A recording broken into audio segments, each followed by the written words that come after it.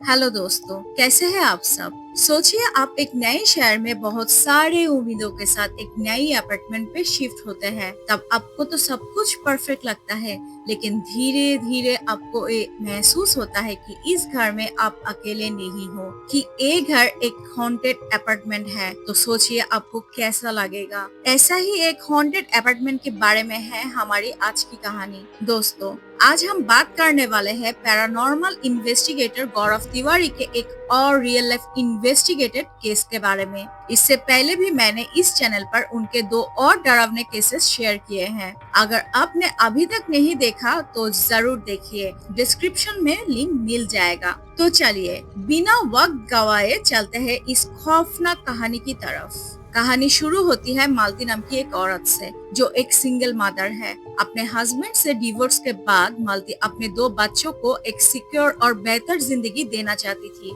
और इसी तलाश में उन्होंने गाजियाबाद के घर से शिफ्ट होकर ग्रेटर कैलाश में एक बड़ा और लग्जरियस अपार्टमेंट रेंट पर लिया। वो अपार्टमेंट तो बहुत ही ज्यादा खूबसूरत थी। उसका नंबर था 602।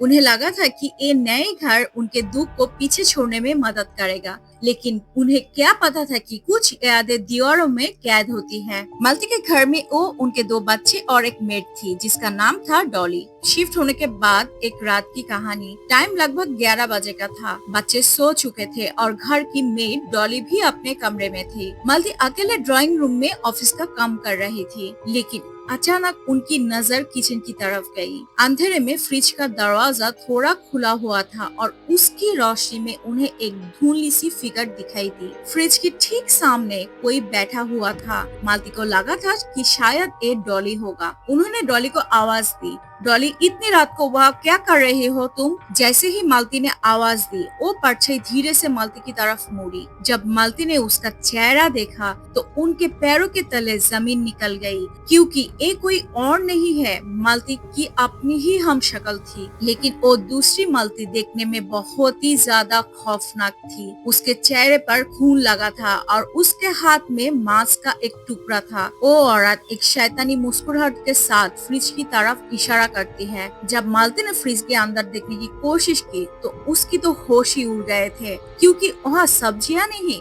बल्कि किसी की कटी हुई सर और शरीर के टुकड़े रखे थे। एक खौफनाक मंजर देखकर मालती जोर से चीखने लगी और अचानक उनकी आंख खुल गई।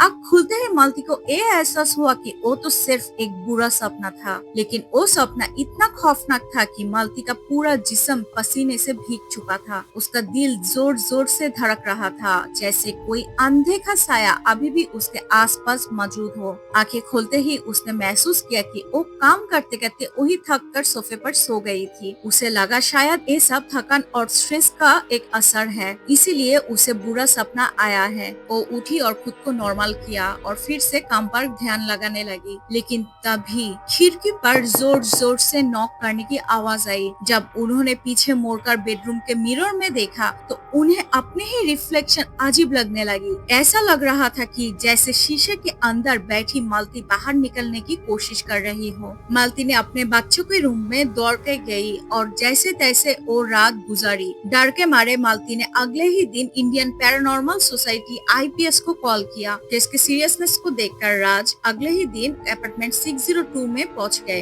राज ने अपने सारे सेंसर और EMF मीटर को सेट किया। घर के दरवाजा खिड़कियां सब बंद होने के बाद भी राज को एकदम से ठंडी सी हवा का झोंका महसूस हुआ और टेम्परेचर अचानक से गिरने लगा। तभी राज को किसी की हंसने की आवाज आई, लेकिन अजीब बात ये थी कि वो आवाज सिर्फ राज को सुनाई दे रही थी, जबकि मालती को भी नहीं सुनाई दिया। राज ने जब बेडरूम में गए तो उन्होंने देखा कि बेड के बिल्कुल सामने एक बड़ा सा शीशा लगा है। वास्तु के हिसाब से बेड के ठीक सामने लगा हुआ शीशा कभी शुभ नहीं माना जाता। कहा जाता है कि ये नेगेटिव एनर्जीज को अपनी तरफ खींच लेता है। अचानक रूम का दरवाजा अपने आप जोर से बंद हुआ। पूरे कमरे में एक भारी अंधेरा छा गया। राज ने रोशनी के लिए अपना लाइटर जलाया और जैसे ही हल्की सी रोशनी फैली, उसने देखा सामने एक मर्द की परछाई खड़ी थी, जो सीधा उसे देखकर धीरे धीरे मुस्कुरा रहा था। और फिर उस परछाई ने धीरे से कहा, तुम्हें यहाँ नहीं आना चाहिए था।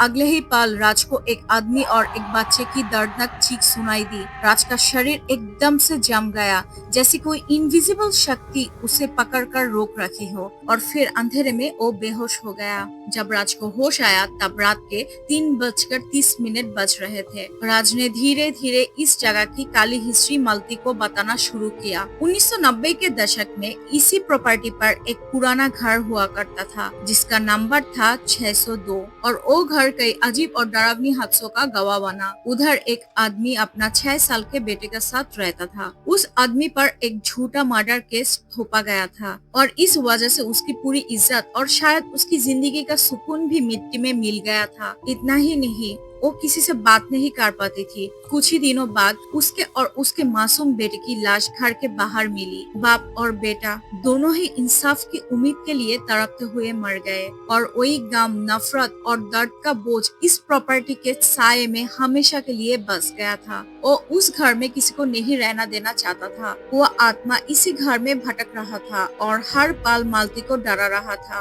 राज और उनकी टीम ने कई दिनों तक उस घर में रिचुअल्स किए ताकि उन भटकती आत्माओं को शांति मिल सके। धीरे धीरे अपार्टमेंट नॉर्मल होने लगा, लेकिन मालती के लिए वो मिरर में देखने वाली अपनी ही सूरत आज भी एक खौफनाक याद है। गौरव तिवारी हमेशा कहता था कि आत्माएं अक्सर हमें वो दिखाती है जो हमारे दिमाग में चल रहा होता है, या फिर वो खुद महसूस करती हैं। अगर आपको एक केस पसंद आया हो तो वीडियो को जरूर लाइक करिए और कमेंट में बताइए कि क्या आपने कभी ऐसा मिरर इंसिडेंस या हॉन्टेड अपार्टमेंट को फेस किया है। चलिए मिलते हैं अगले वीडियो पर, तभी के लिए अलविदा दोस्तों।